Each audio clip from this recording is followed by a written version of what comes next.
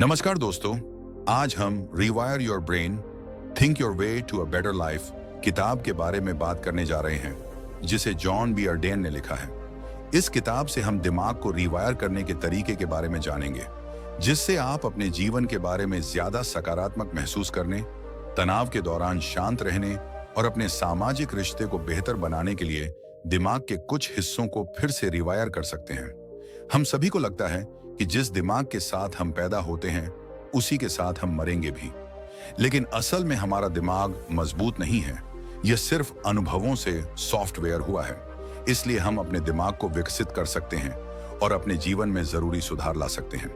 इस किताब में हम अपने दिमाग के उन हिस्सों को सक्रिय करने के बारे में सीखेंगे जो कम सक्रिय हो गए हैं, और उन हिस्सों को शांत कर सकेंगे जो ज्यादा ही सक्रिय, हाइपर एक्टिव हो गए हैं। ऐसा करके आप अपने जीवन के बारे में सकारात्मक महसूस कर सकते हैं और तनाव होने पर शांत रह सकते हैं और अपने जीवन के प्रमुख क्षेत्र पर ध्यान दे सकते हैं, जैसे एक साथ सही कोशिकाओं को फायर करना। तंत्रिका वैज्ञानिक अनुसंधान, न्यूरो साइंटिफिक रिसर्च के मुताबिक हमारा दिमाग हमेशा बदलता रहता है, यहाँ तक कि इसमें नई कोशिकाएं भी बनती रहती हैं, और आप अपने व्यवहार से अपने जीन्स को चालू या बंद भी कर सकते हैं।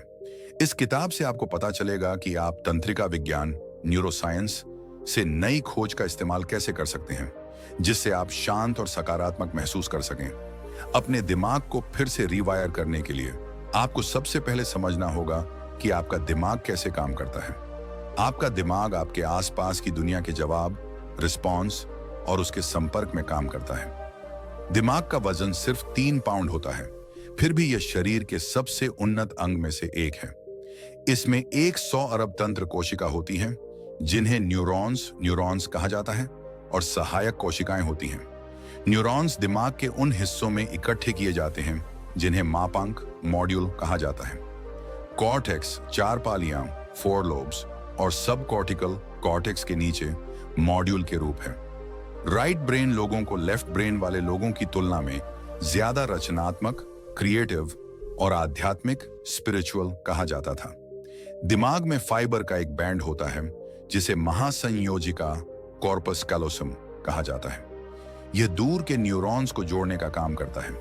एक महिला का महासंयोजिका कॉर्पस कैलोसम पुरुष की तुलना में सघन, डेंस होता है, जिसकी वजह से महिला के दिमाग के 2 गोलार्ध हेमिस्फीयर एक साथ ज्यादा और एक जैसे काम करते हैं। दायां गोलार्ध हेमिस्फीयर किसी परिस्थिति के संदर्भ या सार, एब्स्ट्रैक्ट पर ज्यादा ध्यान देता है, जबकि बायां गोलार्ध द हेमिस्फीयर विवरण, डिस्क्रिप्शन, श्रेणियां, कैटेगरीज और रैखिक, लिनियर रूप से व्यवस्थित जानकारी जैसे भाषा में ज्यादा अच्छा है।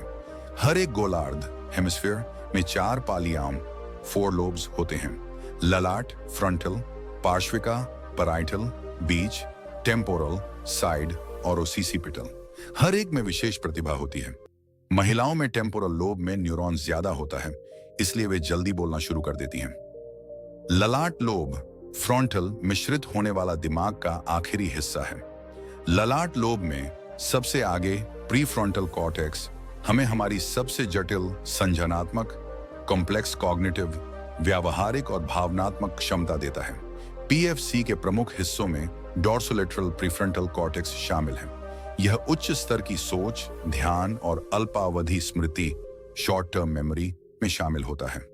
क्या आपको पता है, दिमाग में 60 से ज्यादा तरह के न्यूरोट्रांसमीटर मौजूद होते हैं। कुछ आपको उत्तेजित तो कुछ आपको शांत करते हैं। 3 सबसे ज्यादा खोज किए गए न्यूरोट्रांसमीटर सेरोटोनिन, नॉरपेनेफ्रिन और डोपामाइन हैं। सेरोटोनिन भावनात्मक स्वर, इमोशनल टोन में और कई अलग अलग भावनात्मक प्रक्रिया में भूमिका निभाता है। कम सेरोटोनिन कास्टर चिंता, अवसाद, डिप्रेशन और यहां तक कि ओसीडी से संबंधित है। नॉरपेनेफ्रिन ध्यान को सक्रिय करता है। डोपामाइन ध्यान लगाने में मदद करता है। न्यूरोप्लास्टी आपकी याददाश्त को बनाती है। विचारों या तस्वीरों के बीच संबंध बनाकर आप उन न्यूरॉन्स के बीच भी संपर्क बनाते हैं, जिससे आपकी याददाश्त बनती है। जितना ज्यादा आप किसी विशिष्ट तरीके से कुछ करते हैं, विशिष्ट उच्चारण, स्पेसिफिक प्रोनाउंसिएशन के साथ शब्दों का इस्तेमाल करते हैं, या अपने अतीत के बारे में कुछ याद करते हैं, उतने ही ज्यादा न्यूरॉन्स एक साथ मिलकर आपके संबंध को मजबूत बनाते हैं। मतलब आप जितना ज्यादा किसी चीज को करते हैं उतना ही ज्यादा आप इसे भविष्य में याद रख सकते हैं। इसलिए नई जानकारी सीखकर और नए प्रतिभा को बनाकर ही आप दिमाग में रिवायर कर सकते हैं। इसके साथ ही दिमाग को रिवायर करने के लिए इन 4 तरीकों को अपना सकते हैं। तो चलिए बात करते हैं। नंबर 1 है ध्यान, फोकस।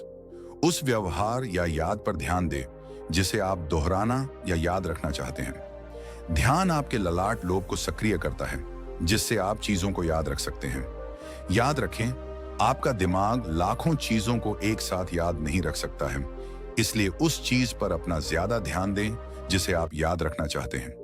ध्यान से आपको वर्तमान परिस्थिति का पता चलता है और यह न्यूरोप्लास्टिक की प्रक्रिया को शुरू करता है। फिर आता है प्रयास, एफर्ट।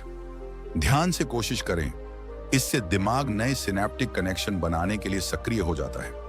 जब आप कोशिश करना शुरू करते हैं तो आपका दिमाग कुछ नया सीखने के लिए बहुत ज्यादा ग्लूकोज का इस्तेमाल करता है और उस काम से जुड़ा आपके दिमाग का हिस्सा स्कैन के जरिए काम करना शुरू कर देता है। फिर हम बात करेंगे सहजता, एफर्टलेसनेस।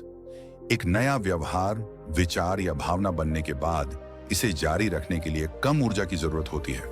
शुरुआत में यह आपके दिमाग में फोकस, कोशिश और ज्यादा ऊर्जा लेता है, लेकिन जब आप तरीकों को समझ जाते हैं और लगातार अभ्यास करते हैं तो यह आसान हो जाता है। और एक बार जब आप एक तरीका विकसित कर लेते हैं तो आपका दिमाग उस चीज को आराम से करने के लिए तैयार हो जाता है। फिर आता है दृढ़ निश्चय, डिटर्मिनेशन। अपने दिमाग को रीवायर करने का आखिरी तरीका अभ्यास करते रहना है। इसके लिए आप जिस चीज में उत्तम होना चाहते हैं उस चीज को बार बार करते रहें। दृढ़ निश्चय के साथ काम करके आप अपने दिमाग को रिवायर करने की प्रक्रिया को पूरा कर सकते हैं। क्या आपको पता है हम अपने प्रमस्तिष्क को काबू में कैसे कर सकते हैं? हम में से बहुत से लोग ऐसे होते हैं जो अपनी भावना या विचारों को खुलकर नहीं बता पाते हैं, जिसकी वजह से वह अपनी बात को समझा ही नहीं पाते हैं। अगर आपको भी ऐसी परेशानी है तो इसके लिए आपको अपने एमिगडाला को काबू में करना होगा। ऐसा करने के लिए आपको सबसे पहले सुखद पहलू पर फोकस करना है। शुरुआत उन लोगों से बात करने से करना है जो आपको सुनना पसंद करते हैं। इससे आप अपने फ्रंटल लोब से व्यस्त हो सकते हैं, जो आपके दिमाग को रिवायर करने में मदद करेगा। अब अपने दिमाग को रिवायर करने के लिए अध्याय 1 में बताए गए 4 तरीके, ध्यान, फोकस, प्रयास, एफर्ट, सहजता, एफर्टलेसनेस और दृढ़ निश्चय, डिटर्मिनेशन को अपनाएं। जितना ज्यादा हो सके बोलने का अभ्यास करें और आखिर में आप अपने प्रमस्तिष्क खंड, अमिगडाला को काबू में करके सबके सामने बोलने के डर को दूर कर सकते हैं। इसके साथ ही अपने तनाव और चिंता का सामना करने के लिए इन तरीकों का इस्तेमाल करें। 1, अगर आप बहुत ज्यादा डर को महसूस करते हैं तो आपका अमिगडाला एक खतरे के रूप में भी काम कर सकता है, जिससे आपको खतरनाक बीमारियां भी हो सकती हैं। इसलिए ऐसा महसूस करते ही अपनी भावना पर प्रतिक्रिया दें और उस भावना को बदलने के लिए कुछ और करें। 2, तनाव से निपटने के लिए आपको बीच का रास्ता ढूंढना है। तनाव और चिंता से दूर भागने की कोशिश न करें, बल्कि इसे व्यवस्थित करें। इसे व्यवस्थित करके आप एक स्वस्थ और कीमती दिमाग को बढ़ावा दे सकते हैं। 3, जब आपकी दिन की धड़कन तेज होती है तो आप ज्यादा तनाव में आ जाते हैं, इसलिए अपनी सांस को धीमा करें। आराम करना सीखने के लिए सांस लेने की कुछ नई आदतें बनाएं। इसके लिए आप ध्यान कर सकते हैं। 4, डर से बचने की कोशिश करने के बजाय उसका सामना करें। जब आप अपने डर का सामना करना सीख जाते हैं तो आप आसानी से अपने डर को दूर कर सकते हैं।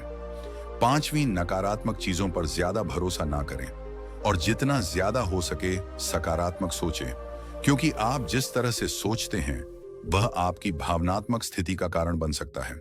नकारात्मक विचार हमेशा आपकी चिंता का कारण बनते हैं, जबकि सकारात्मक विचार आपको खुश करते हैं। इससे हम यह भी जानेंगे कि याददाश्त को बेहतर कैसे बनाना है।